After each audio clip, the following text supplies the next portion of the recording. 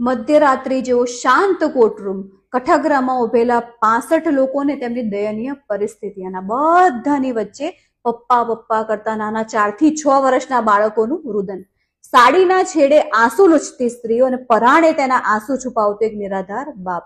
ગઈકાલની જે પરિસ્થિતિ હતી તે ભલભલા પહાડ જેવા માણસનું હૃદય પીગળાવી દે. નમસ્કાર મિત્રો, હું એડવોકેટ કિંજલ પટેલ.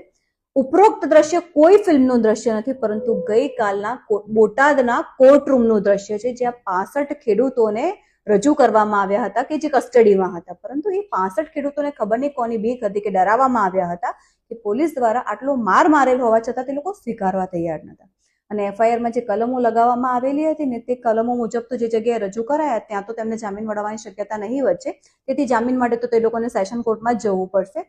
પરંતુ પોલીસના જે દમનના વિડીયો હતા ને તે પરથી તો હું સ્પષ્ટ સમજી શકું છું કે લાકડી હતી ભલે તેમના હાથમાં, પણ ચલાવી કોક બીજું રહ્યું હતું. તો તે લોકોને વિનંતી કરવા માંગીશ કે તમે લોકો પણ ક્યાંક ને ક્યાંક પહેલી, બીજી, ત્રીજી પેઢીએ ખેડૂત પરિવારમાંથી આવતા હશો તો થોડી માનવતા રાખજો. ફક્ત ને ફક્ત તમારી નોકરીનું ના વિચારતા. અને સૌથી વધારે આશ્ચર્ય મને એ બાબતનું છે કે નાનો એવો લેખ હોય કે ન્યૂઝ હોય ને તો પણ સમાચાર પત્રમાં તેના આર્ટિકલો આવી જતા હોય છે. તો આટલા મોટા સમાચાર, આટલા મોટા ખેડૂતોનું હિત છતાં પણ આ લોકોને રજૂ કરવામાં આવેલા હતા, તેનો એક નાનો અમથો સમાચાર પણ કોઈ સમાચાર પત્રમાં દર્શાવ્યો નથી. જય ભારત, જય જય ગરવી ગુજરાત.